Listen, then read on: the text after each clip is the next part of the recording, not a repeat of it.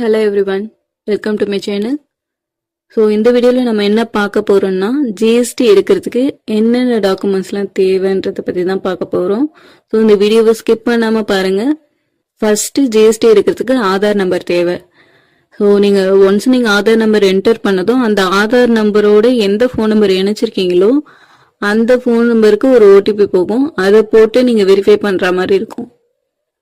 Second PAN number. உங்க PAN கார்டில் ஒரு 10 நம்பர் இருக்கும் ஃப்ரண்ட் பேஜில். ஸோ அதை போட்டு நீங்கள் என்டர் பண்ணுற மாதிரி இருக்கும். Third phone number, email ID. இது ரெண்டுமே நீங்கள் என்டர் பண்ணணும். உங்களோட own phone number, own email ID கொடுக்கறது பெஸ்ட்டு.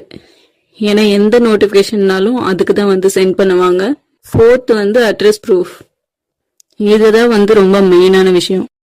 ஸோ அட்ரஸ் ப்ரூஃப்ன்றது ஜிஎஸ்டி டிபார்ட்மெண்ட் சைட்லேருந்து என்ன எதிர்பார்க்குறாங்கன்னா, எலக்ட்ரிசிட்டி பில்லு, அதுக்கப்புறம் ப்ராப்பர்ட்டி டேக்ஸ் ரெசிப்ட்.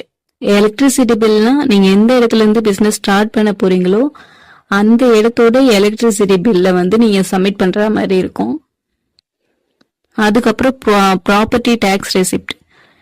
இப்போ அந்த ப்ராப்பர்ட்டி உங்களோட ஓன் நேம்ல இருக்கு அப்படின்னா அந்த ப்ராப்பர்ட்டி ரெசிப்ட் நீங்க சப்மிட் பண்ற மாதிரி இருக்கும்.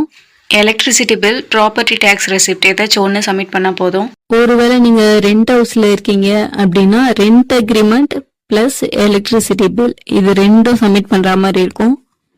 ஒருவேளை நீங்க ஃபேமிலியோட தங்கியிருக்கீங்க அப்படின்னா, அதாவது நீங்க ஃபேமிலியோட இருக்கீங்க, அந்த ப்ராப்பர்ட்டியோட ஓனர் உங்க ஃபேமிலி மெம்பர்ஸ்ல யாராவது இருக்கலாம், அப்பா, அம்மா, அண்ணா, யாராச்சும் இருக்கலாம்.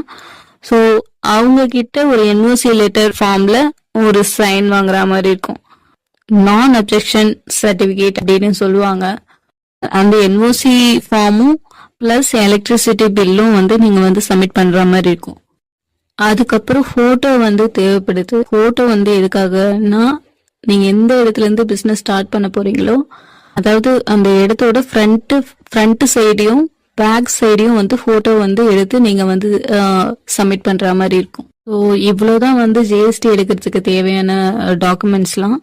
இதை பத்தின டீட்டெயில்ஸான வீடியோ வேணும்னா மறக்காம கமெண்ட் பண்ணுங்க. என்ன டவுட்டா இருந்தாலும் பரவாயில்ல, நீங்க கமெண்ட் பண்ணுங்க, நான் அதுக்கு ரிப்ளை பண்றேன். அதை பத்தின வீடியோஸ் நான் கண்டிப்பா வர வீடியோஸ்ல நான் கண்டிப்பா அப்லோட் பண்ணுவேன். தேங்க்யூ ஃபார் வாட்சிங்.